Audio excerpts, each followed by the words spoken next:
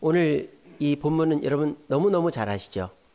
여호와는 나의 목자시니 내게 부족함이 없으리로다. 많이 부르는 찬양의 가사가 바로 시편 23편입니다. 이 시편 23편은 어떻게 끝나느냐? 하나님의 인자하심이 나를 따른다 그랬습니다. 여기서 인자라는 단어는 히브리어로 헤세드예요. 헤세드. 헤세드는 인자라고도 번역이 되지만 은혜라고도 번역이 됩니다. 그래서 인자, 은혜 다 헤세드입니다. 그래서 이걸 다시 번역을 하면 내 평생에 하나님의 은혜가 나를 따른다.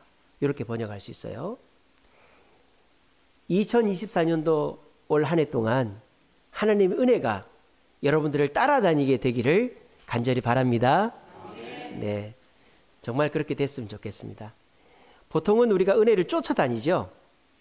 은혜를 받으려고 쫓아다니는데 내가 쫓아다닐 필요 없이 은혜가 나를 따라다니게 했으면 좋겠다 하는 게 올 한 해 여러분들 가정과 개인에게 있기를 바라는 게 제 마음입니다.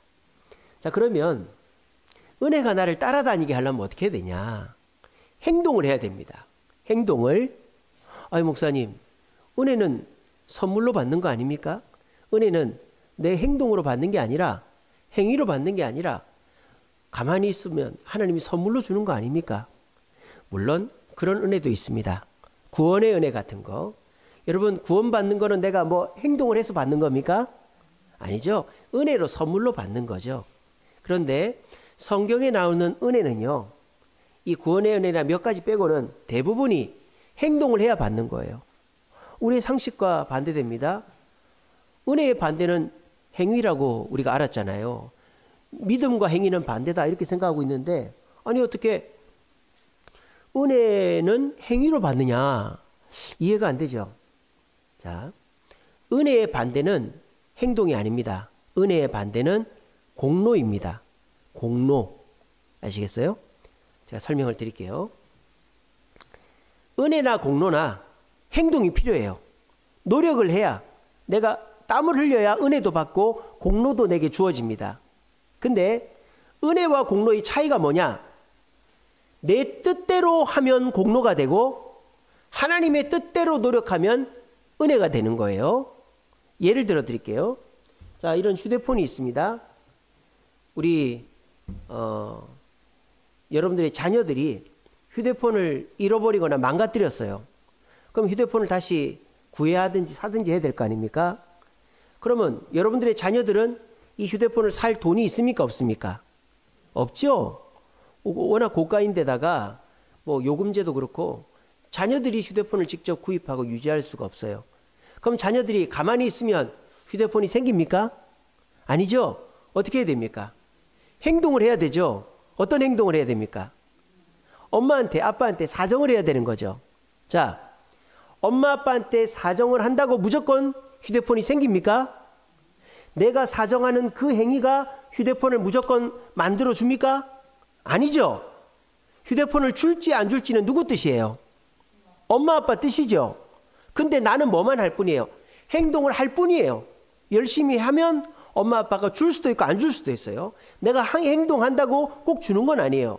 근데 내가 엄마한테 사정하고 아빠한테 사정해서 새 휴대폰을 받았어요. 그것도 내가 원하는 기종도 아닐 수 있고 내가 원하는 시기가 아닐 수도 있어요. 너 생일 때 사줄게, 너 졸업 때 사줄게 이럴 수도 있잖아요. 근데 그걸 받으면 이 애는 어떻게 되는 거예요? 내가 돈 벌어서 산 것이 아니라 은혜로 산 것이 받았기 때문에 어떤 마음이 들까요? 감사한 마음이 들겠죠? 이게 바로 은혜다라는 거예요. 은혜라는 것은 내가 뜻을 정해놓고 노력을 해서 행동을 해서 뭔가를 얻는 게 은혜가 아니에요. 부모의 뜻에 맞추는 거죠.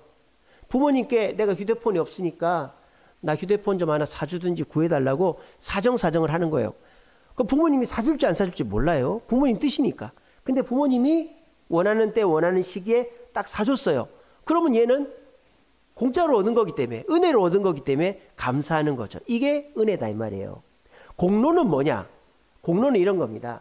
자, 저는 휴대폰을 제 힘으로 살 수 있습니까? 없습니까?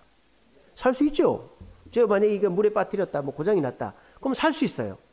그런데 휴대폰을 내가 뭘 살지, 언제 살지를 누가 정할 수 있어요? 내가 정할 수 있어요. 내 뜻대로 사는 거예요. 내 뜻대로 내가 번 돈으로, 내 행위로 휴대폰을 사는 거예요. 그럼 이걸 누구한테 감사할 필요가 있어요? 없어요? 없죠? 그냥 뭐만 하면 돼요? 자랑만 하면 돼요. 나 샀다 이렇게 자랑만 하면 되는 거예요. 이게 공로다 이 말이에요. 아시겠죠? 그래서 은혜의 반대는 공로예요. 은혜와 공로의 공통점은 행동이에요. 행동. 행동을 해야 은혜도 받고 공로도 생깁니다. 하지만 차이점 뭐다? 내 뜻대로 행동을 하면 공로가 되고 하나님 뜻대로 행동을 하면 은혜가 된다 이 말입니다. 2024년도 한 해 동안 여러분의 계획이 있고 뜻이 있겠지만 여러분들이 노력해서 여러분들이 결과를 얻어내면 그거는 하나님께 감사할 필요가 없죠. 내가 노력한 거니까. 그러면 그 사람한테는 은혜가 없는 거예요. 그냥 내 노력만 있는 거죠. 그러니까 뭐 좋은 일이 있어도 그게 하나님께 감사하거나 하나님과 연결되지가 않아요. 근데 내가 해결할 수 없고 내가 답이 없을 때 하나님께 기도하고 하나님께 또 하나님 뜻대로 순종해서 하나님이 내 문제를 해결해 주셨다면 그것은 은혜죠. 은혜를 받았기 때문에 나는 감사하는 것이죠. 그럼 그 사람은 은혜가 풍성한 사람이 되는 겁니다. 어떤 사람이 재미가 있고 행복한 사람일까요? 내가 뼈 빠지게 노력해서 돈 벌어가지고 내가 내 앞가름 다 하는 사람은 참 고생하는 사람이죠. 근데 내가 할 수 있는 만큼은 하는 거예요. 근데 내가 잠 안 자가면서 가정도 안 돌보면서 내 건강도 깎아먹어가면서 돈 벌고 노력해서 그 번 돈으로 내가 하고 싶은 거 다 하겠다. 물론 그렇게 되면 좋기도 하겠지만은 참 고달픈 삶이에요. 그 삶은. 근데 여러분들이 할 만큼만 하는 거예요. 내 건강도 챙기고 내 가정도 챙기고 내 마누라하고 영화도 한 번씩 보고 마누라 밥도 한 번씩 사주고 애들하고 놀러도 목욕탕도 한번 가고 산에도 한번 가고 그렇게 부모님 댁에도 한 번씩 찾아가고 내가 돈을 많이 못 벌어도 내가 사람한테 잘 보이지 않아도 내가 할 만큼만 해서 나머지 부분들은 하나님의 은혜로 내가 채움받겠다. 이러면은 여러분들은 은혜가 있는 삶을 사는 거예요. 제가 1월 1일 날 우리 김용현 집사님 가족을 공항에 모셔다 드렸어요. 그러면서 제가 조금 걱정스럽게 물어봤어요. 집사님은 이렇게 이제 2년 동안 해외 근무를 가지 않습니까? 김용현 집사님이 근무 갔다 오시면 어떤 계획이십니까? 그러니까 집사님이 너무 제가 기쁜 대답을 해주시더라고요. 뭐라고 하느냐? 목사님, 저는 승진 욕심이 없습니다. 그러더라고요. 보통 승진하려면 지방도 가고 해외도 가거든요. 근데 저는 승진 욕심이 없습니다. 그러는 거예요. 저는 그냥 있는 듯 없는 듯 일하다가 아이들도 아내도 챙기고 교회 일도 좀 하고 그렇게 직장 생활하고 싶습니다. 그렇게 얘기하더라고요. 너무 기쁘더라고요. 왜냐? 이 승진이라는 걸 하려면 남들보다 1.5배 더 해야 되거든요. 안 먹는 술도 먹어야 되고 안 가는 자리도 가야 되고 아부도 해야 되고. 근데 이 집사님이 그럴 생각이 이제 없어진 거예요. 예전에는 이제 그 승진에 대한 욕심들도 있었는데 이제 엄청 빨리 과장이 됐잖아요. 근데 부장이 되려면 삼성에서는 8년이 걸린대요. 8년 후에 부장 승진 대상자가 된대요. 그래서 삼성은 차장이 없답니다. 부장 다음이 이사 이렇게 된답니다. 그래서 부장 안 달아도 정년 다 채울 수 있대요. 기술직이기 때문에. 그래서 집사님은 굳이 내가 승진에 목매지 않고 그 시간에 내가 아이들 챙기고 마누라 챙기고 그렇게 신앙생활 열심히 하고 싶다고 그 얘기를 하는데 제가 너무 마음이 기쁘더라고요. 그래서 너무 아둥바둥 살지 마세요. 여러분들이 다 책임지려고 하지 마세요. 내가 돈도 벌어야 되고 내가 사람도 잘 사귀어놔야 되고 오늘도 책임지고 내일도 책임지고 내 노후도 책임지고 여러분들이 모든 걸 다 해결하려고 하면 내 몸이 10개라도 부족하게 됩니다. 할 만큼만 하세요. 아이고 그러면 목사님 우리가 못 먹고 사는데요. 이 집을 유지를 못하는데요. 내가 이 사업을 유지를 못하는데요. 그거는 하나님의 은혜로 하면 됩니다. 그게 우리 그리스도인 아니겠어요? 우리 그리스도인이 교회 나오고 예배하고 이렇게 주님 섬기면서 하나님의 도움 하나도 없이 내가 돈 벌고 내가 다 성공하고 내가 이루려고 하면 왜 교회를 나옵니까? 에? 그럼 교회 나올 필요가 없지. 내가 다 하면 되지. 왜 교회를 나와요? 하나님의 은혜를 받아서 내가 못하는 건 하나님이 해주는 축복을 누리려고 교회 나오는 거 아니겠어요? 천국 가는 것도 그런 거지만은 하나님은 이 땅에서도 여러분들에게 은혜 주시고 복 주시기를 원하십니다. 근데요, 내가 아무리 기도해도 하나님 은혜가 없던데 내가 은혜 받은 적이 언제인지 모르겠다. 그러는 분들은 신앙생활 잘못하는 거예요. 기독교는 체험의 종교입니다. 경험의 종교입니다. 저는 어제도 은혜를 받았고 그제도 은혜를 받았고 일주일 내내 은혜를 받습니다. 저는 그렇게 은혜를 받는데 왜 여러분들은 내가 20살 때 은혜를 받았나? 5년 전에 은혜를 받았나? 왜 그러고 있습니까? 우리 기독교는 날마다 은혜를 받는 종교입니다. 어떻게 하면? 내게 은혜가 필요하다고 그래야죠. 내가 다 해놓고 내가 실컷 다 해놓고 하나님 이렇게 했습니다. 이러면 무슨 필요가 있어요? 하나님 은혜가 필요합니다. 하나님 내가 이만큼은 내가 할 수 있는데 이만큼은 내가 못합니다. 하나님 뜻에 순종할 테니까 하나님 나에게 은혜를 주세요. 이렇게 하면 하나님이 여러분들이 노력하지 않아도 여러분들이 할 만큼만 하고 여유롭게 살아도 나머지 부분들은 여러분들 돈이 안 나가서라도 병원에 안 가서라도 사고 날 거 안 나서라도 건강을 책임지시고 가정을 책임지시고 여러분들의 재정을 책임지실 줄로 믿으시기를 바랍니다. 이게 은혜가 따라다니는 성도들이에요. 자, 그러면 은혜가 따라다니려면 어떻게 해야 되냐? 우리가 은혜를 받으려면 어떻게 됩니까? 예배하고 말씀 읽고 기도하고 봉사하고 전도하고 이러면 우리가 은혜를 받죠. 그죠? 예배 드릴 때 은혜 받고 말씀 읽으면 은혜 받고 기도할 때 은혜 받고 응답 받고 또 우리 전도할 때 은혜 받고 봉사할 때 은혜 받고 뭐 그렇습니다. 근데 오늘 본문은 그게 아니죠. 은혜를 받는 게 아니라 은혜가 나를 따라오게 하는 거예요. 나는 은혜 좀 주세요. 은혜 좀 주세요. 사정하지 않아도 그냥 기도하지 않아도 은혜가 날 따라와. 여러분 얼마나 좋겠어요. 그죠? 내가 막 부탁하고 사정하고 해서 내가 은혜를 막 사정하고 이렇게 받는 게 아니라 은혜가 나를 따라온대요. 여러분 이게 상상이 되십니까? 2024년도는 내가 은혜가 필요해요. 내가 자식도 잘 되고 싶고 사업도 잘 되고 싶고 내 몸도 건강하고 싶고 그래서 막 기도도 하고 하는데 그게 잘 안 돼. 근데 그렇게 은혜를 사정하고 은혜를 쫓아다니지 않아도 은혜가 나를 따라오는 축복이 오늘 이 예배 드리러 오신 모든 분들에게 있기를 간절히 바랍니다. 자, 요게 여러분들 이해가 안 되시죠? 제가 이해시켜 드릴게요. 제가 요즘에 책을 한 권 읽고 있는데 한 500페이지 정도 되는 두꺼운 책입니다. 돈의 속성이라는 책입니다. 목사님이 드디어 타락했구나. 드디어 돈 밝히기 시작했구나. 그렇게 교회가 어렵다더니 스스로 뭐 주식을 하려나 땅 투기를 하려나 그게 아니고 저는 돈 벌기를 포기한 사람이죠. 근데 여러분들은 부자가 돼야 될 거 아니에요. 전 여러분들 부자 되기를 원합니다. 되기 싫은가 보네. 여러분들 부자 되기를 원합니다. 제가 그 책을 사게 된 이유는 우리 집에 부자 될 놈이 하나 있기 때문이에요. 우리 둘째 놈이 돈을 엄청 잘 벌어요. 당근으로 돈을 법니다 요즘에. 근데 걱정도 되는 거예요. 너무 돈 밝히다가 한 방에 훅 갈까 봐. 그래서 좋은 책을 하나 소개해 줘야 되겠다. 근데 시중에 경제학 서적, 돈 버는 성공학 서적이 얼마나 많은지 몰라요. 어려운 책도 있고 완전 사기 책도 있고 막 그래요. 근데 제가 이제 어디서 추천을 받았는데 이 책을 한번 읽어보라는 거예요. 김승호라는 미국 사업가, 스노우폭스라는 미국에서 요식업을 해서 그 회사를 8천억에 팔은 그런 아주 돈 많이 번 사람입니다. 그 사람이 쓴 책이에요. 2019, 22, 21, 22, 23 5년 동안 베스트셀러고요. 우리나라 대학생 중에 그 책 안 읽은 사람이 거의 없어요. 우리나라에서 경제학 서적으로 최고로 유명한 서적입니다. 제가 지금 100페이지 읽었거든요. 일주일 내 이번 주 다 읽고 다음 주에 소개해 드릴게요. 다음 주에 제가 칼럼으로도 싣고 책도 보여드리고 다음 주에 꼭 사시기 바랍니다. 그 책은요 어렵지 않아요. 그 에피소드 형식으로 되어 있습니다. 한 챕터가 5장밖에 안 돼요.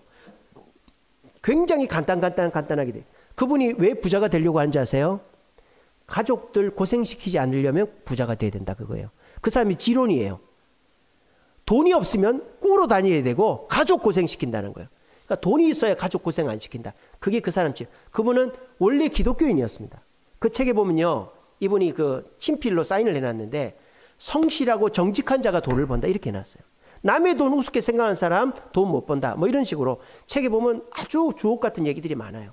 제가 읽은 책 중에서 세 번째로 제가 은혜 받은 책. 첫 번째 성경, 두 번째 목적이 이끄는 삶, 세 번째가 이 책입니다. 진짜 은혜를 받았다니까 제가 그 책 읽으면서.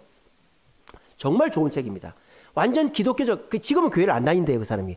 무슨 이유, 어디서 실망했는지 몰라도 지금은 교회를 안 다니는데 그 사람의 옛날에는 아주 보수적인 교회 다니고 새벽기도 다니고 그랬대요. 그래서 그분이 굉장히 기독교적 가치관의 책을 써놓은 거예요. 여기 계신 분들 이해 못할 사람 아무도 없어요, 그 책. 어려운 말 하나도 없습니다. 굉장히 쉽게 써놨어요. 다음 주에 제가 소개해 드릴게요. 그 책에 보면 이런 얘기가 있습니다. 누가 부자냐? 누가 부자냐? 돈이 많은 사람이 부자냐? 그게 아니라는 거예요. 잘 들어보세요. 여러분 100억을 갖고 있으면 부자겠죠? 반응을 해보세요. 100억을 갖고 있으면 부자겠죠? 자, 부모님이 여러분들한테 100억을 물려줬어요. 그 책에 써 있는 거예요. 100억을 물려줬어요. 그거 부자겠죠? 근데 그분이 이렇게 써놨어요. 그 유산 상속서에다가 이렇게 써놨어요. 100억을 나한테 준다. 단 원금 손실이 있을 시 회수하겠다. 이렇게 해놓은 거예요. 그러니까 이 100억에서 99억 9천? 이렇게 되면 그 원금 내가 그대로 회수한다. 이렇게 된 거예요. 그러면 그 돈을 위험한 데 투자하면 안 되겠죠. 깎아 먹으면 안 되니까. 그러면 이제 그 돈을 위험한 데 투자를 안 하려면 이제 상식적인 생각으로 은행에다 집어넣으면 되겠죠. 그러면 원금은 그대로 있고 이자가 나오니까. 근데 요즘 같은 저금리에 이자가 높지가 않죠. 외국은 마이너스 금리입니다. 스위스나 유럽은요. 네 돈을 내가 보호해 주니까 네가 나한테 돈을 줘야지. 그게 마이너스 금리거든요. 그래서 우리나라는 아직 마이너스가 아닙니다만 금리가 거의 없다고 봐야 돼요. 돈을 맡겨도 돈이 안 나와요. 근데 그 김승호라는 그분이 회장님이 계산을 했어요. 100억을 맡겨놓고 이자를 받는 사람이나 월급을 받는데 월급을 얼마 받는 사람이나 똑같은 줄 아세요? 월급을 265만 원 받는 사람이나 100억 갖고 있는 사람이나 똑같답니다. 충격적이죠. 저도 그 책 보고 깜짝 놀랐어요. 내가 더 부자네. 저는 교회에서 저한테 265만 원보다 더 주거든요. 저는 부자다. 나는 부자다. 100억 가진 사람보다 부자다. 그 생각이 딱 들더라고요. 그리고 이거는 우스갯소리입니다만 그렇게 얘기하고 그 책에 뭐라고 써놨느냐. 부자가 누구냐. 이게 진짜예요. 잘 들으세요. 노동소득보다 자본소득이 1,000원이라도 많은 사람은 부자다라는 거예요. 내가 한 달에 250만 원 벌어요. 아니 한 달에 150만 원 번다 칩시다. 근데 내가 주식이나 이자나 채권이나 뭐 현물이나 코인이나 어찌됐건 간에 내가 자본으로 투자한 부동산이나 자본으로 투자한 데서 수익이 나는데 그 수익이 151만 원만 돼도 그 사람은 부자다 이 말이에요. 근데 오늘날 부자라고 생각하는 사람들이 다 거지들이다 이 말이에요. 왜? 자기 원금이 있는데 원금이 손실될 뿐만 아니라 노동소득보다 자본소득이 한없이 작은 사람들이 있어요. 그런 사람들은 부자가 아니라는 거예요. 아무리 자기가 현금을 돈이 많이 있어도. 일론 머스크가 왜 부자입니까? 그 사람은 1년에 아무것도 안 해도 1조씩 법니다. 왜? 자기 주식으로 돈을 버니까 그런 거예요. 그러니까 이게 돈이라는 거는 내 노동소득보다 내 자본소득이 높으면 그 사람은 부자가 되는 거예요. 마찬가지입니다. 자, 이거 보면서 은혜를 받았다니까요. 은혜가 어떤 거냐? 내가 지금 갖고 있는 은혜보다 하나라도 은혜를 더 받는 사람이 은혜가 풍성한 사람이에요. 근데 내가 은혜를 지금 깎아먹고 있는 사람 있죠? 그런 사람은 은혜 거지가 되는 거예요. 여러분들 언제 은혜 받았습니까? 딱 물어본다 치면 내가 언제 은혜를 받았더라. 내가 청년 때는 그래도 은혜를 많이 받았는데 내가 그때 힘들 때 기도했을 때 하나님 은혜 주셨는데 내가 막 기도원 다니고 봉사하고 내가 열정적으로 할 때 은혜를 받는데 내가 그때가 언제더라? 한 5년 전이었나? 10년 전이었나? 20년? 그럼 그 사람 은혜 거지가 되는 거예요. 여러분 은혜는 내가 지금 매일매일 받아가야만 그 사람이 진짜 은혜 부자가 되는 거예요. 아시겠어요? 그러면 어떻게 됩니까? 은혜가 나를 따라오게 해야 되는 거예요. 자본소득, 내가 어디다 투자를 해놓고 뭐 부동산이 됐든 아파트가 됐든 땅이 됐든 주식이 됐든 은행 이자가 됐든 자본을 내가 어디다가 넣어놓고 거기서 이자나 수익이 나는 것들을 보는 거죠. 그것이 내가 지금 손실 나는 것보다, 버는 돈보다 많으면 나는 부자인 거예요. 근데 내가 번 돈이 있는데, 내가 자본이 있는데 내가 지금 수익이 나는 것이 내 노동소득보다 적은 사람은 절대 부자가 아닌 겁니다. 아시겠습니까? 여러분들도 내가 지금 수입을 한번 잘 계산을 해보세요. 내가 노동소득이 있는데 내 자본소득이 0이다. 그럼 그 사람은 그냥 노동소득으로 사는 사람이에요. 근데 거꾸로 내가 노동을 안 하는데 부자니까, 근데 내가 자본으로 인하여 수익이 없고 오히려 돈을 깎아먹고 있다. 그럼 그 사람은 부자가 아닌 거예요. 아주 내 지금 재정 상태를 정확하게 보시기 바랍니다. 내가 어디다 투자를 했고 내가 가게를 하고 사업을 하는데 총 매출로 내가 부자다. 내가 총 매출이 1억이다, 10억이다, 100억이다. 그거 절대 아닙니다. 매출을 보면 안 돼요. 순이익을 봐야죠. 내가 한 달에 내 손에 떨어지는 돈이 얼마인지를 봐야죠. 근데 가게세 나가고 직원들 임금 나가고 원자재값 나가고 뭐 전기세, 가스비 뭐 나가고 내 손에 떨어지는 돈이 0이다. 그 사람은 마이너스 나는 거예요. 그 사업은 접어야 되는 거예요. 내 인건비도 안 나오는데. 내가 가게를 한다, 사업을 한다. 최소한 내가 다 제하고 500원 내 손에 떨어져야 그 사람이 사업을 하는 거예요. 200, 300 떨어지면 그 접어야 되는 거예요. 우리가 정확하게 계산을 해서 사업을 해야지. 안 그러면은 내 있는 돈 다 털어먹는다 이 말이에요. 은혜도 마찬가지입니다. 내가 옛날에 받은 은혜만 가지고 나는 은혜가 있는 사람이지, 그 사람 착각하는 거예요. 옛날에 받은 은혜 어디 있는데요? 그거 없어요. 지금은 다 써버리고 없지. 지금 은혜를 못 받는데 무슨 은혜가 있어요? 지금 은혜를 받아야, 은혜가 나를 따라오게 해야 우리는 은혜가 풍성한 사람이 되는 겁니다. 자, 그러면 오늘 이 성경에서 은혜가 나를 따라오게 하려면 어떻게 해야 된다고 나와 있느냐? 뭐라고 되어 있습니까? 내가 여호와의 집에 영원히 살리로다, 이렇게 되어 있어요. 내가 여호와의 집에 영원히 살리로다. 쉽게 말하면 뭡니까? 교회 자주 나오라는 거죠. 주일 예배 격주로 나오던 분이 매주 나오고, 오전 예배만 드리고 집에 가던 분이 오후 예배도 나오고, 또 새벽기도 한 번도 안 나오던 분들이 새벽기도 한 번 나오고, 수요기도 금요기도 안 나오는 분이 금요기도라도 나오면 주님의 은혜가 날마다 따르고 날마다 은혜 받는 사람이 될 줄로 믿으시기를 바랍니다. 아유, 목사님 그거 너무 쉬운 거 아니에요? 교회 나오면 되는 거 아닙니까? 뭐 나와서 뭐 별거 안 하고 앉아있으면 된다는 거 아니에요? 나올게요. 진짜 그럴 자신 있어요? 여러분들 이렇게 교회 자주 오실 자신 있습니까? 제가 요즘 금요기도회를 나오라고 전체 문자도 보내고 개인적으로 또 다 연락을 했어요. 그래서 지난주 금요일에는 30명이 나왔어요. 역대 우리 교회 개척하고 제일 많이 나왔어요. 너무너무 감사합니다.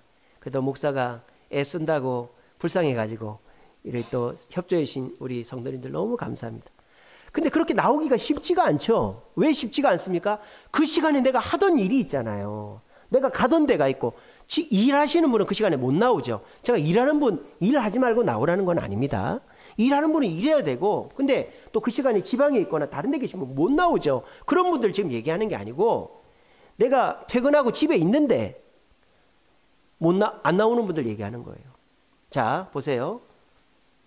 내가 퇴근하고 집에 있더라도 그 시간 나오는 게 쉽지가 않아요. 왜? 내가 그 시간에 나오려면 하던 거를 안 하고 나와야 돼요. 두 개 다 할 수는 없는 노릇이거든요. 요즘 세상이요, 기업들이 돈을 벌려고 우리들의 시간을 절대 놀리질 않죠. 밤에도 유튜브를 보던 운동을 하든 영화를 보던 뭐를 하게끔 우리를 자꾸 이끌잖아요. 그렇게 돈을 벌려고 이 기업들이 우리가 1분 1초를 가져가는 거예요. 기업들이. 사실 기업들은 우리 시간을 가져가는 거예요. 그러니까 요즘 여러분들은 분 단위, 초 단위로 바쁘지 않습니까? 근데 안 나오던 금요기도를 나와라? 이거는 정말 어려운 일입니다. 어려운 일이에요. 근데 그 금요기도를 나오려면 내가 하던 거를 내려놓고 와야 됩니다. 그리고 그 금요기도를 한 번만 나올 거 아니고 계속 나오려면 어떻게 됩니까? 내가 그 시간을 계속 빼놔야 되는 거예요. 청년들한테 새벽기도 나오라 그러면 나옵니다. 어떻게 나올까요? 밤을 새고 나오는 거예요. 요즘 청년들이 늦게 자니까 일어날 자신이 없는 거예요. 근데 그렇게 해서 한 번은 나올 수 있어도 꾸준히는 못 나오는 거예요. 꾸준히 나오려면 어떻게 돼요? 늦어도 12시는 자야 되는 거예요. 저는 10시, 11시 되면 잡니다. 그러니까 새벽기도 일어나는 게 아무 힘든 게 없어요. 4시면 눈이 딱 떠져요. 그래 나와요. 이처럼 여호와의 집에 거하는 거, 교회 자주 나오는 거 쉬운 것 같은데 쉬운 일이 아니에요. 제가 그 하나 예를 들어 드릴게요. 구약 성경에 보면 도피성이라고 있습니다. 도피성. 그러니까 내가 억울하게 누명을 썼어요. 근데 사람들이 날 죽이려고 그래요. 그러면 그 도피성으로 도망을 치면 나를 죽일 수가 없어요. 그 성으로 들어와서 날 잡아갈 수가 없어요. 그런 게 이스라엘 땅에 6개가 있었어요. 내가 누군가를 죽였다, 억울하게 실수로 살인을 했다, 또 잘못을 했다. 그러면 하룻밤에 도망칠 수 있는 거리에 6개가 딱딱 이게 퍼져 있어요. 근데 그 도피성만 들어가면 살 수 있습니다. 절대 죽지 않습니다. 먹을 거, 입을 거 다 줍니다. 집도 줍니다. 그리고 심지어는요, 그 사람이 진짜 억울하게 누명을 썼는지 확인조차 안 합니다. 그냥 자기가 저는 억울하게 누명 쓰고 왔는데 저를 무조건 받아줍니다. 뭐 이렇게 쉬운 게 있나 싶죠? 그거 절대 쉬운 거 아닙니다. 도피성이 피하는 거 쉬운 것 같죠? 절대 그렇지 않아요. 왜냐? 내가 도피성으로 가려면 내 집에서 나와야 돼요. 내 자식들, 내 집, 땅, 내 재산 다 놓고 도피성으로 와야 돼요. 여러분들이 금요기도에 오려면 여러분들이 하던 거 놓고 와야 되듯이. 그러니까 도피성으로 오는 게 절대 쉬운 게 아니에요. 두 번째 도피성으로 오는 게 있는 게 쉬운 게 아닌 게 뭐냐? 도피성이 있으면요, 도피성 사람들의 습관대로 살아야 돼요. 아침에 일어날 때 일어나야 되고요. 도피성 사람들이 먹는 걸 먹어야 되고요. 하는 일을 해야 되고요. 또 도피성 사람들이 뭐 욕을 안 한다, 뭐 그럼 욕도 안 해야 돼요. 누구 안 때린다, 안 때려야 돼요. 그래야 그 도피성에서 살지. 도피성의 규칙을 어기면 쫓겨나요. 그리고 도피성에 계속 살려면 어떻게 됩니까? 성격을 바꿔야 돼요. 아까 제가 말씀드렸죠. 도피성에 진짜 살인하고 진짜 사기치고 진짜 나쁜 놈이 갈 수 있어요. 근데 자기가 진짜 사기꾼이고 살인하고 나쁜 놈이 되면 어떻게 됩니까? 그 습관이 어디 안 가는 거예요. 근데 도피성에서 계속 보호를 받으려면 반강제적으로 그 습관을 고치지 않으면 거기 있을 수가 없거든요. 그러니까 그런 진짜 나쁜 놈도 거기 가면 개과천선하는 거예요. 그래서 도피성으로 도망치는 거는 쉬운 일이 아니에요. 근데 거기 도망치면 은혜를 받고 살 수가 있어요. 똑같습니다. 여러분들이 교회 주일 오전 예배 나오던 분이 오후 예배까지 있으려고 하면 힘들죠. 왜? 오전 예배 끝나고 점심 먹고 가던 습관이 있는 분이 오후 예배까지 있으려면 당연히 힘이 들죠. 근데 내가 오후 예배까지 있어야 되겠다. 왜? 은혜가 나를 따르게 하기 위해서. 새벽기도 안 나오던 분들이 새벽기도 나오려면 당연히 힘이 들죠. 잠을 자던 시간이니까. 근데 나와야 되겠다? 그럼 그 사람은 은혜가 따라다니는 거예요. 수요기도 안 나오던 분이 수요기도 나온다? 힘들죠. 그 시간에 일할 수도 있고 친구 만날 수도 있고. 그러니까. 근데 그 시간에 나온다? 은혜가 따라다니는 거예요. 금요기도에 여러분들 퇴근하고 나오시라고 시간도 9시로 늦추고, 우리 청년들도 퇴근하고 나오라고 9시에 늦춰놨습니다. 자, 그러니까 또 무슨 말을 하느냐? 퇴근길에 바로 오면 좋은데 퇴근하고 집에 들어갔다 나오려니까 피곤해서 못 나오겠다 그래요. 아니, 퇴근 시간을 맞춰서 해주니까 또 집에 들어가서 쉬니까 못 나오겠대. 참, 이렇게도 못하겠고 저렇게도 못하겠습니다. 그러니까 내가 안 나오려고 하면은 무슨 핑계를 써서라도 안 나오는 거예요. 근데 나오려고 하면 나올 수가 있는 겁니다. 아시겠어요? 그렇게 해서 거기를 계속 나오려면 내가 내 생활 패턴을 바꾸지 않으면 안 되는 거예요. 쉬운 것 같지만 절대 쉬운 일이 아닙니다. 하지만 이 일을 하면 하나님의 은혜가 여러분들을 따라다닌다라는 겁니다. 저는요, 2024년도에 우리 주세움교회 성도들이 은혜가 풍성한 성도들이 되기를 바라요.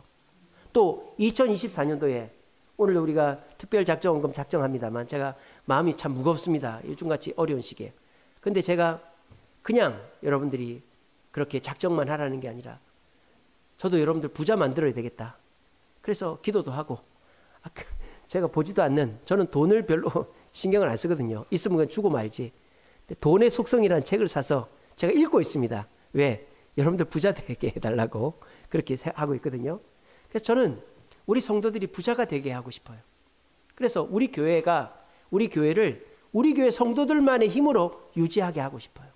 그래서 그렇게 은혜가 풍성하고 돈이 여러분들이 작년보다 재정 사정이 좋아지는 한 해가 되게 하려면 어떻게 해야 되냐?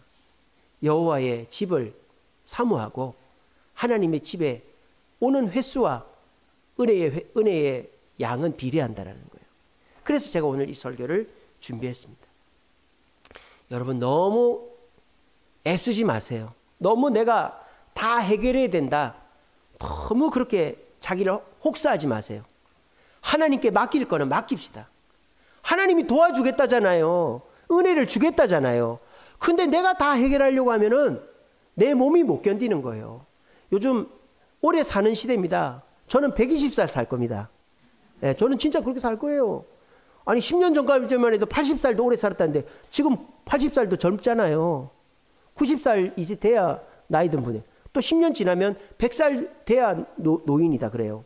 제 죽을 때 되면은 120살은 너끈히 살 겁니다. 진짜. 근데 120살 살면 뭐합니까? 몸이 건강하지 않으면 골골하면 숨만 쉬면 뭐합니까? 몸이 건강해야지.